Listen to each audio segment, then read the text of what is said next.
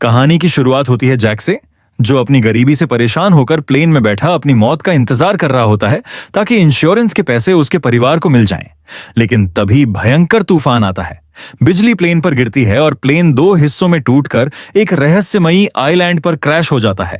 Captain और pilot वाले हिस्से में सबसे पहले एक विशाल सांप पायलट को जिंदा निगल जाता है। दूसरी तरफ जैक समेत कुछ लोग बच जाते हैं, लेकिन जैसे ही वे बाहर निकलते हैं उन्हें पता चलता है कि यह कोई साधारण आइलैंड नहीं बल्कि मौत का जंगल है।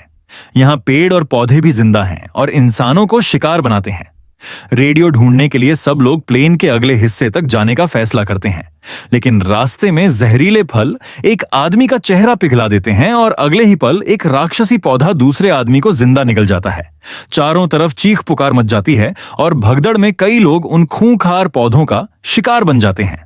जैक भी मरने के लिए तैयार हो जाता है, लेकिन एक लड़का उसकी जान बचा लेता है। बचे हुए लोग आगे बढ़ते हैं, लेकिन अब उनका सामना विशाल मॉन्स्टर लिजर्ड से होता है। ये दानव एक एक करके लोगों को निगलने लगते हैं। जैक अपनी जान जोखिम में डालकर एक लड़की को बचाता है। किसी तरह वे वहां से निकलते हैं, लेकिन लंबी घास में रास्ता भटक जाते हैं।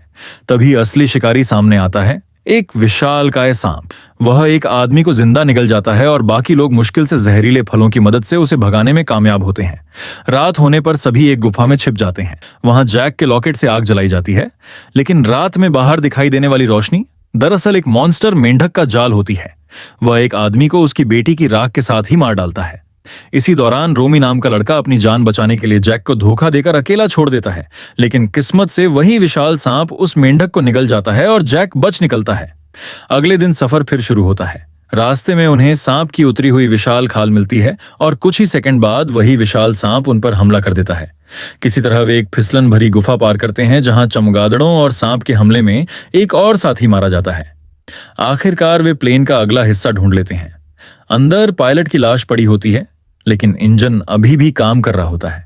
जैक को रेडियो भी मिल जाता है। तभी वही बदला लेने वाला विशाल सांप वापस आ जाता है और उसके साथ दो और सांप भी पहुंच जाते हैं। अब तीन तीन मौतें उनके सामने खड़ी होती हैं। यहीं रोमी अपनी पिछली गलती सुधारने का फैसला करता है। वह अपनी जान की परवाह किए बिना तीनों सांपों का ध्यान अपनी तरफ खींच लेता है ताकि बाकी लोग इंजन स्टार्ट कर सकें। इंजन चालू होते ही उसकी तेज हवा तीनों सांपों को खींचकर सीधे इंजन के ब्लेड्स में फेंक देती है और तीनों के टुकड़े टुकड़े हो जाते हैं। लेकिन एयर होस्टेस और मोटा आदमी इस लड़ाई में अपनी जान गंवा देते हैं। अब सिर्फ जैक, वो लड़की और रोमी बचते हैं। लेकिन तभी जमीन फटती है और उन तीनों सांपों का बाप बाहर निकलता है, इतना विशाल कि पूरा आइलैंड उसके सामने छोटा लगने लगता है। वह सबसे पहले रोमी को एक ही झटके में जिंदा निकल जाता है। अब जैक और लड़की प्लेन में छिप जाते हैं। तभी जैक देखता है कि प्लेन का फ्यूल लगातार उस सांप के शरीर पर गिर रहा है। उसे तुरंत पुरानी तरकीब याद आती है। वह अपने मेटल लॉकेट को पत्थर पर रगड़कर आग पैदा करता है और जलता हुआ लॉकेट सीधे सांप पर फेंक देता है।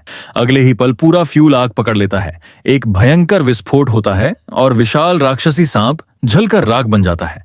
आखिरकार इस मौत के आइलैंड का सबसे बड़ा आतंक खत्म हो जाता है। उसी समय जैक के हाथ में मौजूद रेडियो चालू हो जाता है।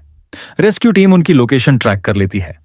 जैक और वह लड़की आखिरकार राहत की सांस लेते हैं और इसी के साथ यह खौफनाक सर्वाइवल कहानी खत्म हो जाती है।